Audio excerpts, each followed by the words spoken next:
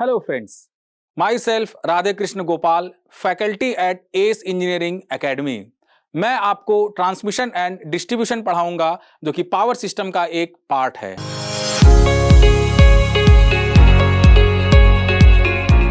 बात करते हैं हम लोग इस सब्जेक्ट के वेटेज का।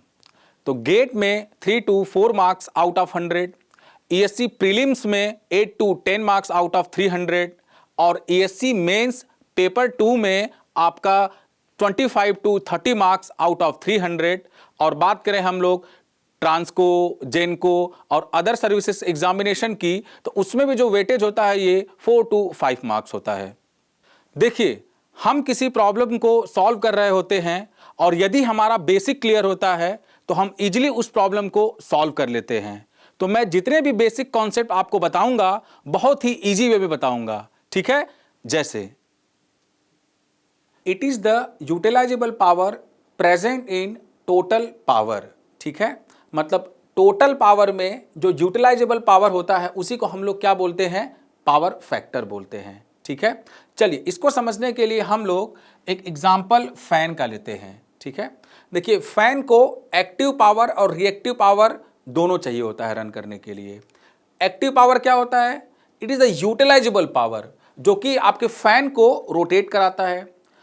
रिएक्टिव पावर ये डायरेक्टली वर्क नहीं करता है, ये क्या करता है, ये एक्टिव पावर को इलेक्ट्रिकल डोमेन से मैकेनिकल डोमेन में ट्रांसफर करने के लिए हेल्प करता है। और इन्हीं दोनों का जो कॉम्बिनेशन होता है ये क्या होता है, हमारा टोटल पावर होता है, क्यू स्क्वायर। तो चलिए, अब हम पावर फैक्टर यदि लिखें तो पावर फैक्टर क्या होता है, हमारा utilisable power P upon total power क्या हो गया, S हो गया, ठीक है।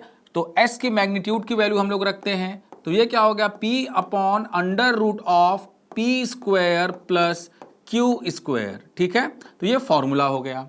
देखिए, इस ट्राइंगल को हम लोग ऑब्जर्व करें तो देखिए P अपॉन S जो है ये क्या दे रहा है आपको, cos फाई दे रहा है, ठीक है। तो पावर फैक्टर को हम लोग क्या लिख सकते हैं, cos फाई भी लिख सकते हैं। देखिए, आजकल जो गेट और ईएससी के क्वेश्चन पूछने का पैटर्न है वो थोड़ा चेंज हुआ है, ठीक है। डायरेक्ट फॉर्मूले पे तो क्वेश्चन पूछ ही रहा है और उसके साथ साथ डेरिवेशन में से भी क्वेश्चन पूछ रहा है। तो मैं आपको प्रॉपर डेरिवेट कराऊंगा, ठीक है, ताकि आप लोग एग्जामिनेशन में मैक्सिमम मार्क स्कोर कर सको। देखिए, जब हम एग्जाम दे रहे होते हैं तो हमें ढेर सारे फॉर्मूलेस को याद रखना होता है and it is very difficult to remember every formula. तो मैंने जितने भी फार्मूलेस को डिराइव किया हुआ है उसको मैंने इजी वे में कैसे याद रखा जाए ये बताया हुआ है। जैसे देखिए, हम ABCD को इजिली रिमेंबर करना चाहते, याद करने के लिए, ठीक। तो देखिए, इनिशियली हम लोग यहां पे क्या लिख लेते हैं, cos of H gamma L लिख लेते हैं, ठीक है। तो ये मैट्रिक्स क्या होता है, आपका सिमेट्रिक मैट्रिक्स होता है। तो जो A की वैल्यू है वही आपका क्या होगा, D की वैल्यू होगा। तो यहां पे आप लोग लिख दीजिए simply cos of H gamma L, ठीक है। उसके बाद बाकी जो दोनों प्लेस बचते हैं वहां पे आप simply sine H gamma L लिख दीजिए, ठीक है। चलिए लिखते हैं sine of H gamma L, ठीक है। यहां पे भी आप क्या लिख दीजिए, sine of H gamma L लिख दीजिए, ठीक है। अभी देखिए, इसमें एक टर्म बचा हुआ है, ये जो प्लेस होता है ये आपका इंपीडेंस डोमिनेंट होता है और ये जो प्लेस होता है ये आपका एडमिटेंस डोमिनेंट प्लेस होता है। तो हम क्या करेंगे कि जो एक पैरामीटर है कैरेक्टरिस्टिक इंपीडेंस, इसको हम लोग ZC यहां यूज कर देंगे, ठीक है, इंपीडेंस। और यहां पे क्या लिख देंगे हम लोग, एडमिटेंस डोमिनेंट है तो यहां पे क्या लिख देंगे, 1 अपॉन ZC। तो इस तरीके से हम लोग याद कर सकते हैं। अब इसको वेरीफाई करना है तो हम क्या करेंगे कि इसको तुरंत चेक करेंगे कि इसका जो डिटर्मिनेंट है AD माइनस BC की वैल्यू ये 1 आ रही है कि नहीं आ रही है। यदि इसकी वैल्यू 1 आ रही है इस मैट्रिक्स के डिटर्मिनेंट की, तो इसका मतलब जो आपने लिखा हुआ है ये सही लिखा हुआ है। देखिए, जब हम किसी न्यूमेरिकल को सॉल्व करते हैं तो हमें ये आइडिया होना चाहिए कि न्यूमेरिकल में दिया क्या है, पूछा क्या है और उसको अप्रोच कैसे करना है। और यदि इन तीनों का आइडिया हमें हो जाए तो हम किसी भी क्वेश्चन को आसानी से सॉल्व कर सकते हैं। और मैं आपको बताऊंगा कि आप न्यूमेरिकल में मिस्टेक्स कहां कहां करते हो, ठीक है। और मैं ये भी बताऊंगा कि उसको रेक्टिफाई कैसे करना है। तो देखिए, हम लोग को जो क्वेश्चन पूछा हुआ है, the inductance of single phase line is, ठीक। जो वैल्यू दे रखी है हमको, D की वैल्यू दे रखी है 5 मीटर, R की वैल्यू दे रखी है 1 सेंटीमीटर, तो डी और आर की वैल्यू को अपने फॉर्मूला में हम रिप्लेस करते हैं, ठीक है। तो हम लोग को ये वैल्यू मिलती है मिली हेनरी पर किलोमीटर में, ठीक है। इसको हम लोग ऑप्शन में देखते हैं। देखिए ऑप्शन में जो हमसे पूछा हुआ है, ये किसमें पूछा हुआ, मिली हेनरी में पूछा हुआ है, ठीक है। और यहाँ पे जो वैल्यू हम ऑब्टेन कर रहे हैं ये किसमें आया, मिली हेनरी पर किलोमीटर में, ठीक है। इसका मतलब जो भी हम लोग को लेंथ है उससे हम मल्टीप्लाई करेंगे तब हम लोग को वैल्यू मिलेगी किसमें, मिली हेनरी में। लेंथ की वैल्यू दे रखी है 10 किलोमीटर, तो हम 10 में इसमें मल्टीप्लाई करें तो ये आएगा 0.5 प्लस 2 ln 500 मिली हेनरी, ठीक है। तो यहाँ पे देखें यदि हम लोग तो हमारा ए ऑप्शन क्या होगा, सही होगा, ठीक है।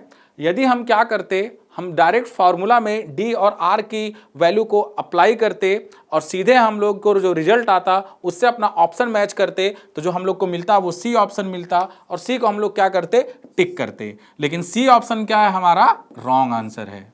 देखिए हम कोई भी प्रैक्टिकल फिनोमिना ऑब्जर्व करते हैं, ठीक है, यदि उसी प्रैक्टिकल फिनोमिना को थ्योरेटिकल से रिलेट कर दें तो जो हमारा पढ़ने का इंटरेस्ट है वो हमारा बढ़ जाता है, ठीक है। तो मैं जितने भी टॉपिक डिस्कस करूंगा उसके जितने भी थ्योरेटिकल एस्पेक्ट्स हैं उनको प्रैक्टिकल एस्पेक्ट से लिंक करूंगा। आपके घर में यदि सबमर्सिबल पंप रन कर रहा होता है और वोल्टेज की वैल्यू कम हो जाती है तो आप क्या करते हैं, उसको स्विच ऑफ कर देते हैं, ठीक है। और यदि आप स्विच ऑफ नहीं करते हैं और थोड़े देर के लिए रन करने देते हैं तो आपका जो मोटर है वो क्या, जल जाता है, ठीक है। तो चलिए इसी कॉन्सेप्ट को हम लोग समझते हैं। देखिए सबमर्सिबल पंप जो होता है ये इंडक्शन मोटर होता है और इंडक्शन मोटर जनरली आपके कांस्टेंट पावर लोड होते हैं, ठीक है। इसका मतलब वो कांस्टेंट पावर ड्रॉ करते हैं। देखिए पी का जो फॉर्मूला होता है वो होता है वी आई कॉस फाई, ठीक है। तो फॉर गिवन पावर फैक्टर यदि आप वोल्टेज की वैल्यू कम करोगे तो करंट की वैल्यू क्या हो जाएगी, बढ़ जाएगी। क्यों, क्योंकि पावर क्या है, हमारा कांस्टेंट है, ठीक है। तो अब आई की वैल्यू यदि बढ़ गई तो मोटर की वाइंडिंग में आई स्क्वायर आर लॉस जो है वो क्या हो जाएगा, ये बढ़ जाएगा, ठीक है। इसका मतलब हीट जो है वो बढ़ जाएगा, ठीक है। तो यदि आपने उसको तुरंत स्विच ऑफ कर दिया तब तो ठीक, और यदि आप उसको थोड़े देर तक रन करने देते हैं तो उसमें जो हीट इतना ज़्यादा डेवलप हो जाएगा कि आपका जो वाइंडिंग है वो जल सकता है। तो इट इज़ बेटर कि जैसे ही वोल्टेज की वैल्यू कम हो हम क्या करें, उसको तुरंत स्विच ऑफ कर दें। तो देखिए ये हमारे ट्रांसमिशन एंड डिस्ट्रीब्यूशन का सिलेबस है, इसकी हम लोग डिटेल में एनालिसिस करते हैं डीप लर्न ऐप पे। See you on Deep Learn app.